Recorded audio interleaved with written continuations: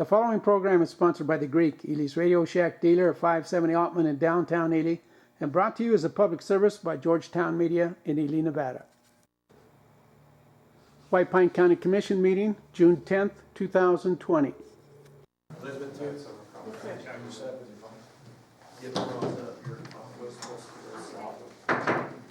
Good morning and welcome to the regularly scheduled meeting of the White Pine County Commission on this Wednesday, June 10th. Please stand and join us in the pledge. Travis, why don't you raise the pledge today? I pledge allegiance to the flag of the United States of America and to the republic for which it stands, one nation under God, indivisible, with liberty and justice for all. As is normal, we will start the meeting with a moment of silence for prayer, meditation, whatever you'd like to do. So the first moment of the meeting is for that, so we'll give you that time right now.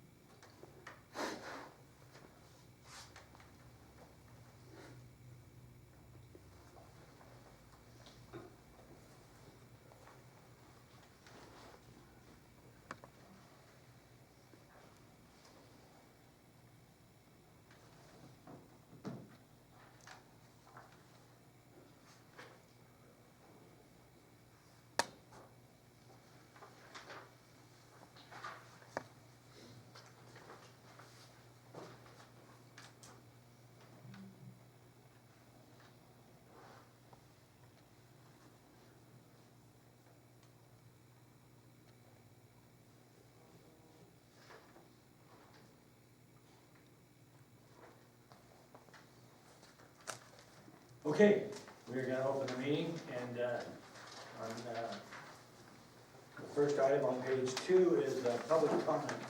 Is there any public comment this morning? Anything on the phone, Mike? Anyone on the phone? We are open for public comment in the office. Yes, Mr. Chairman, Gary Correa. Yeah, Gary, go ahead. I just want to take the opportunity to thank the county commission and all the previous county commissions for the victory over the water crisis under the Nevada Water Authority. It was a long battle, 30 years, and it involved a lot of people, but I think it needs to be celebrated. It's a huge victory, and it was a lot of hard work by a lot of people, including Simeon, who's on your agenda today. I think it can't be overstated how big this victory is, and unfortunately with the coronavirus, we're not really able to celebrate, but I'm sure as soon as we can, we will. But I want to thank you all for all your help and continuing the support for this fight. Thanks. And Gary, just a quick note, you were a big part of that, and we appreciate you as well. Thank you very much for your comments. Absolutely. Thank you, Gary. Anyone else on the phone? We'll do the phone. Sure. Anyone else on the phone right now? We have some public comment in the building. You're welcome on the phone. We see it here done, so we're gonna move to in-person comments, and go ahead. Nathan Robertson with the City of Ely for the record. I just wanted to thank the Commission for their support.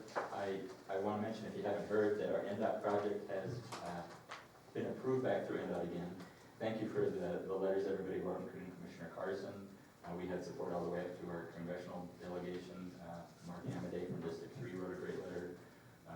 And a lot of members on the Transportation Board went to bat for us. A lot of our constituents wrote letters, and it was really a group effort, and we're glad that this is kind of back on track. The word is that the contractor should be showing up after the 4th. So we're excited about that and appreciate everybody's support in the community. So thank you. It was over 200 letters? I heard it was over 200 letters. I knew there were 17 in the record. I'm not sure what the total was, but Okay. in the record report I got it was that many. Oh, okay. But I know there were a lot of calls made. I know there was a lot of encouragement from local people reaching out to state officials and things like that, and it really was a community effort, and we appreciate everybody's participation. Thank you to you, Nathan. Thank you. Is there anyone else in the building with public comment? anyone on the phone for public comment? George, of course, I know, unless you're welcome.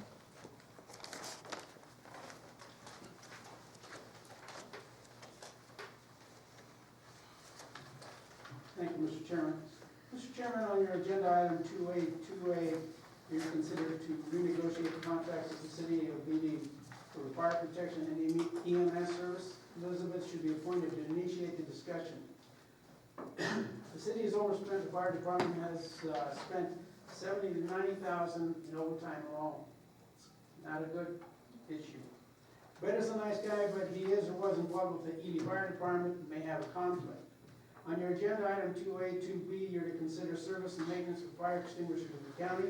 You need to go out to bid to get the best possible price. You have a budget shortfall, remember? No sweetheart deals. Mr. Chairman, on your agenda item 2B, 5A, you're to consider the approval to pay Main Street invoice in the amount of $15,000. This needs to be denied. What are you getting for $15,000? At the north end of town, you have a junkyard with blown meat, bike meat, owned by the city council signs on their fence facing the $14 million state-of-the-art hotel. What kind of image are we projecting there? The ingress egress on Avenue B accessing 93 is much too narrow. It does not meet minimum city street widths and requirements. I want to remind you that you had a DUI and a hit and run in that area. This is not good. Not good at all. The walkway along the junkyard does not meet minimum ADA federal standards and requirements. I want to remind you the Centennial Choir building has black plastic sheeting covering its roof. No permit, yet I can't buy one for my property to re-roof mine. On the western town, you have blazing red painted buildings advertising hot and 60. Hot and 60, 24 hours. You people need to put Main Street Tootsie Lollops on the back street. Cut them off. There's no sense to this at all. Mr. Chairman, on your agenda item 2B5C, you're to consider augmenting the White Pine County Building and Planning Fund for increased costs related to wages, overtime, and benefits. There should be no overtime in that department. If the building inspector can't make it back from the weekend in a timely manner, he should not be going there for lunch with his wife in the city-county vehicle. Your planning commission meetings are now held at an hour that accommodates planning board members that are public employees, so they do not lose income. Yet they are costing the taxpayer for unwarranted overtime. Meetings should be held during regular working hours, as was done for decades, when employee work hours should be adjusted so that there is no overtime on meeting dates. Very simple fix. Mr. Chairman, the city and the county needs to solicit a newspaper that is fair and balanced. I paid for classified ads back on April 7th, 2020, and the editor fails to put them in the newspaper. That's fraud. How long do I have to wait? On one hand, they solicit one's business, but they don't perform. They advertise. What if America doesn't notice? Public notices help expose fraud in government, dishonest businesses, Okay, George, unfair competitive practices, you're 3 minutes up. participate in government, read your public notices, Thank you for your comment. BS. Thank you for your Clean comment. it You're up, 3 minutes over. Mr. Chairman. Thank you, George. Clean it up. Thank you very much. You're costing us a lot of money for nothing. That's enough. Thank you. Okay. Is there any other public comment in the building, or any other public comment on the phone? Mike, seeing none? Seeing none and hearing none, I'll call one more time for public comment. One more time. Anybody is welcome. Hearing none and seeing none, we're gonna move on with the meeting on page 2. Item 1 is notice of untimed items. We have a 9 o'clock public hearing. Item 1, the public hearing for discussion. The White Pine County Board of Commissioners will conduct a public hearing in the notice of intention to authorize medium-term obligations by White Pine County, Nevada in the maximum principal amount of $1 million in order to finance wholly or in part a public safety project, including but not limited to a Justice Center. Elizabeth Francis, John Peterson, and Kendra Follett. So Elizabeth or John, I see John in the background, please come forward and give us your presentation. Thank you. And I'll just introduce the item and then I'll let John take over, but this, I just want to say that this is part of the $10.1 million that we have originally identified to help fund this project. This vehicle will be explained by John as far as doing medium-term obligation and why we are choosing to move in that direction, and that this will be paid by the intent is to pay it with the quarter-cent sales tax that has been, was voted in place back in 2007 for the Justice Center project. So, having said that, I'll let John Peterson take it. Good morning, John Peterson from J&E Consulting for the record. As Elizabeth explained, and this is part one of a two-part step that we need to take. The second is the actual resolution for the commission to consider. At this point, we're asking for the commission to open the public hearing to take any comments regarding the proposed bond. As Elizabeth explained, the intent is to pay this from the 0.25% sales tax. And primarily the reason we've taken this route is partnering with USDA and Mount Wheeler Power. One of the initial requirements of this second financing was a letter of credit that they were going to require for the county to pay for. And that had some real cost, even though that the $1 million bond had a 0% interest rate. In discussions with Mount Wheeler and USDA, when we discussed this financing option, said that, asked them if they would consider removing that LOC and that cost from the transaction. And because we're doing it this way, they are willing to do that. And so the rough number on the savings is $30,000 to the county, assuming that we borrow the full $1 million. But again, this is just the public hearing portion of the meeting, so I just wanted to put those items on the record. Anyone in the audience or on the phone, you just heard John give us a presentation on the medium-term obligations for the jail and justice center.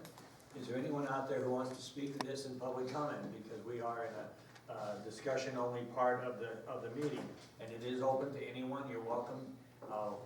I'll ask on the phone. Anything, Mike? Or in the audience? Please come forward. Sorry.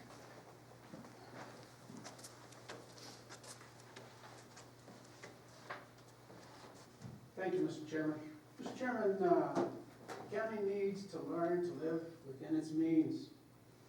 You should have waited a little longer, saved a little more money for the project. I've said that all along. I'm against more loan obligations. At some point, things may turn sour, and you're gonna affect the county in quite a negative manner, including the employees. And you're not gonna get any sympathy from me or any of the taxpayers. You're not taking care of business. You need to slow down. You have to be realistic at the obligation you're taking on. Now you're taking on another loan. I'm against that. I'm against that 100%. Thank you for your comment. Anyone else in the audience who has a comment on what we've done? This is the public hearing. This is part A. The second part we're gonna do is the resolution.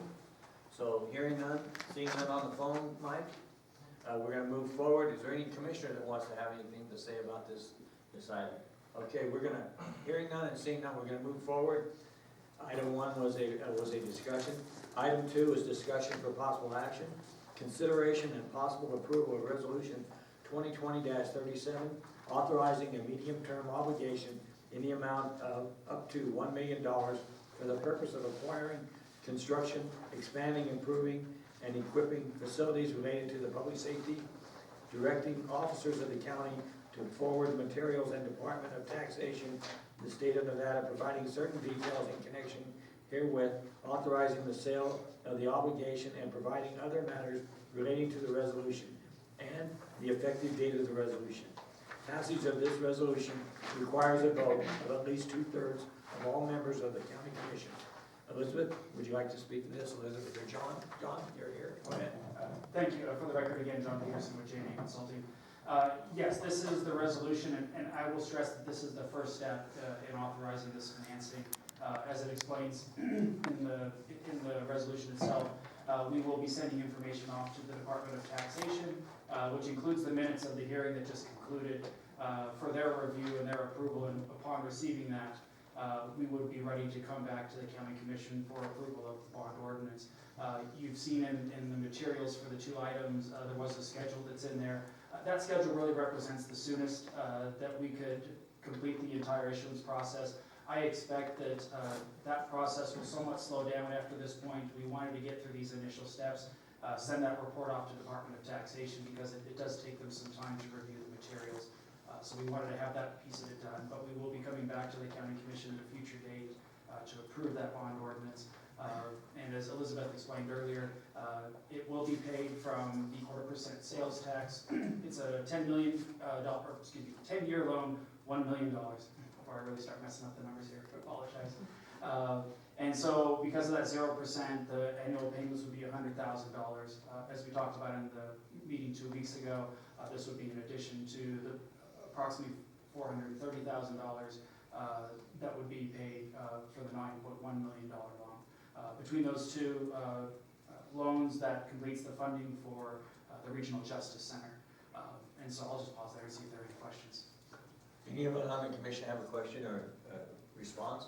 Hearing none, go ahead. Well, I guess then at this point, we would ask for approval of the resolution. And as it explains, it does require a 2/3 majority vote, which is 4 of the 5 members of the commission. Okay, I'll ask the commissioners one more time if they would like to comment, and if not, I'll look for a motion to approve. Motion by Ian. Second by Shane. Any further discussion? All those in favor? Aye. Opposed? None? Resolution passed unanimous. Thank you. Thank you. Okay, item B is 915, page 2. Simeon, are you on the phone there?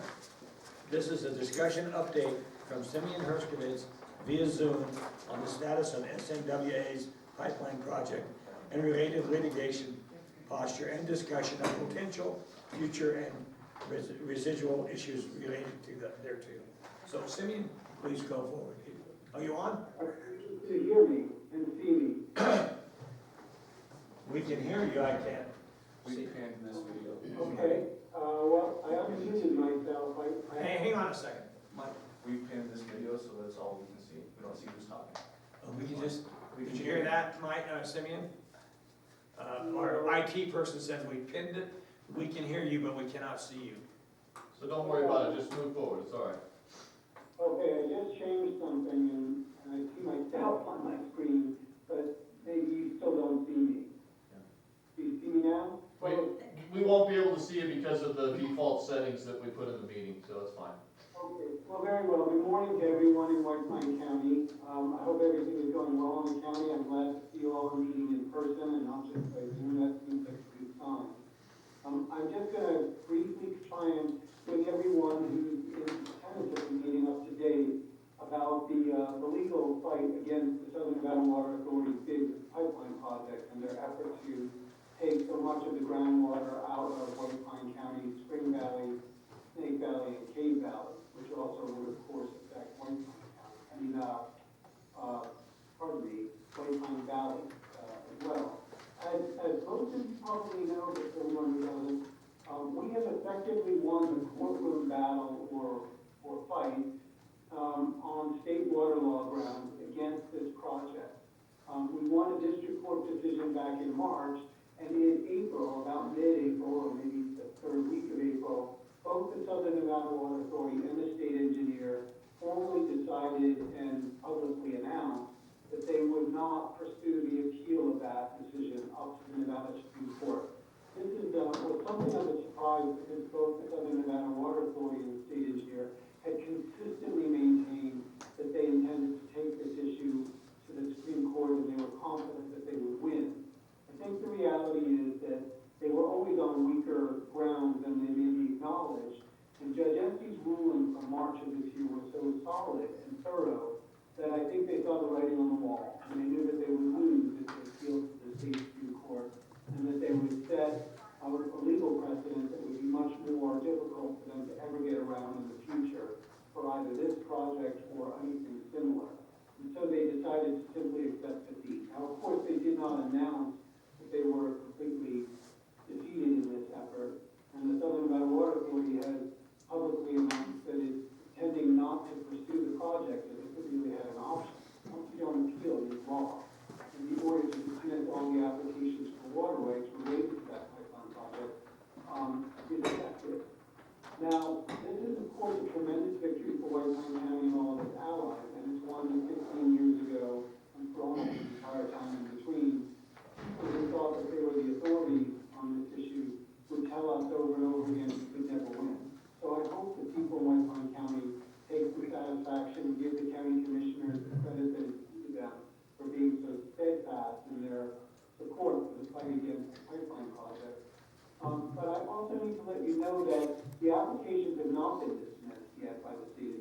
has not been withdrawn by the Southern Nevada Water Authority.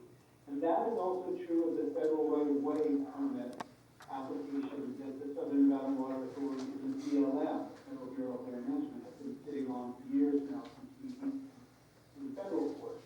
So we have to continue to monitor that, and there are ways that they may be seeking to do some mischief or keep the project sort of zombie-like, but potentially capable of being reactivated in the future, especially if the law changes in some way in the interim.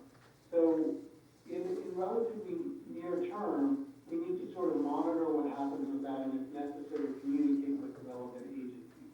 I just want the commission and the public to know that while we effectively won, there is follow-up work that the county commissioner, the district attorney, and I and my colleagues need to do. And I know that your allies or friends in the Great Basin Water Network who shouldered a lot of the burden with the county in this long fight, they are also going to be vigilant about that. So I don't know whether that is really going to be that difficult to follow through on, but it is something you need to be aware of, and I want you to be reassured. Lawyers are following up on it, and will ensure that all of those permits and applications are dismissed, denied, and or withdrawn, whatever different forms of action are appropriate to the different agencies that have a role. Now, apart from that, I want you to be aware that there are outstanding legal issues that relate to, if not the pipeline project as it has existed for 30 years as a threat, the potential for it to be revived in the future. And those are state legislative proposals that are beginning to take shape already, and in the summer will receive more formal articulation from the state engineer, probably from the Southern Nevada Water Authority's lobbyists, or allied interests with two together. And these are ones that will continue to try and attack fundamental issues in Nevada water law on which we prevail in this case. And these are critical issues for protecting rural communities and senior water rights holders and the whole prior appropriation system that Nevada water law has been premised on for a century or more. They're also important in terms of ensuring that we don't make it too easy for this project to be backed by different water grabs to be pursued in the future. One of these relates to, four questions relate to monitoring and mitigation, or sometimes it's called 3M, for monitoring, management, and mitigation. The law is fairly clear. The Nevada Supreme Court has adopted a position consistent with the long-term statutory law. It's very sound in Nevada, and it's very inconvenient for people who want to take more water out of a basin like Spring Valley than really is there. And obviously, for both senior water rights holders, the environment, and the rural communities and counties that are the targets for these types of projects, it's a dangerous thing to change the law in a way that would allow more water to be exported from the basin than actually is sustainably recharged and available, because it will eventually destroy all senior water rights and everything else useful in the basin that relates to water. The other issue is called perennial yield. It also can be described as the standard in the law for determining the availability of water for appropriation. While it's different than monitoring and mitigation, and the way that monitoring and mitigation requires a demonstration that impacts won't occur or can be properly prevented, the perennial yield or availability of water criterion in Nevada water law is a very simple, basic, and scientifically strong requirement, which again ties back to you must be able to demonstrate that the amount of water you're seeking to take from a valley like Spring Valley or Snake Valley or White River Valley, that water is recharged annually into the system through rain or other sources, and that it is not already accounted for by senior existing water rights, that it can practically be captured without putting the basin or the water system into deficit. So both of those things you need to be aware of, because I understand from what's begun to happen already that they will be aggressively attacked once again in the legislative session.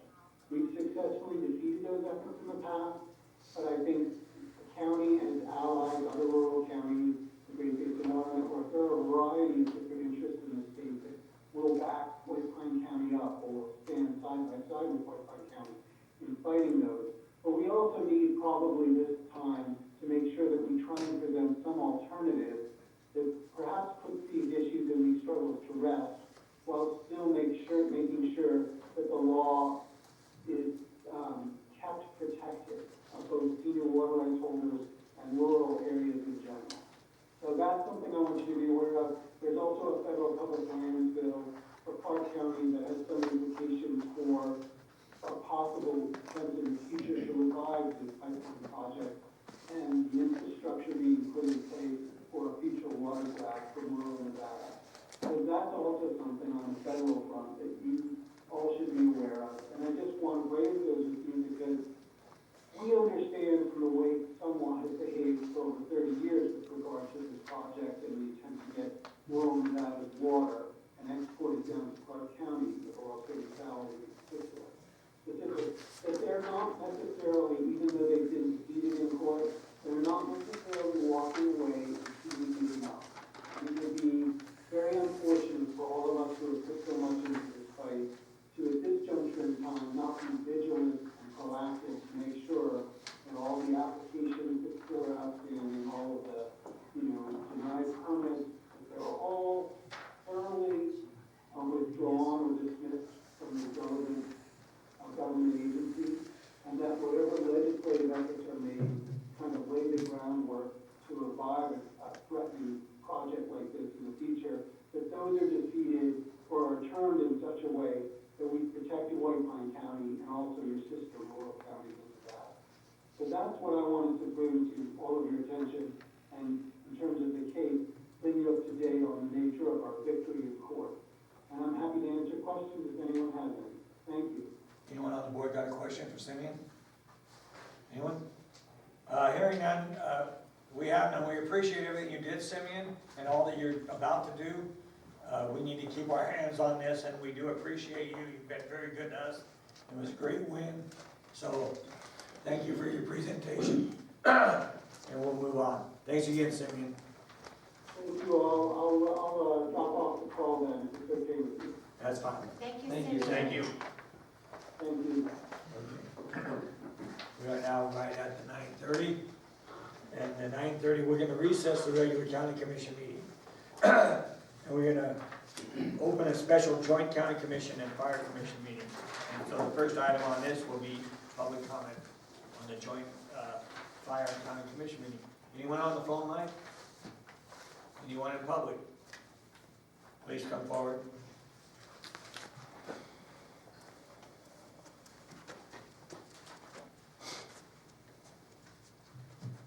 Thank you, Mr. Chairman.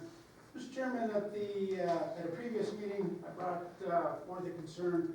I asked if Fire Chief North had inspected the ingress egress at the corner of Avenue D and Altman, Highway 93, near the Holiday Inn. Again, it appears the access is much too narrow for an emergency vehicle to pass, let alone a large fire truck or a ladder truck. Again, the Holiday Inn is a 3-story structure. The city has failed miserably to address the issue. With combined agencies, maybe we can eliminate unneeded overstaffing and address real fire and safety issues. There's no proper ADA access alongside the Van Camp junkyard. Curbs should be installed back another 6 feet. It's 11 feet out there. There's no ADA. You've narrowed that road unnecessarily. Where's your inspectors? What are you paying for? The county needs to hire engineers and inspectors that know what they're doing and abide by codes they have adopted. I showed you this picture earlier. This is the 4th or 5th time that we've had that accident there. There's no way a large truck can get there. That rock was back about another 3 feet. Now it's pushed onto the sidewalk.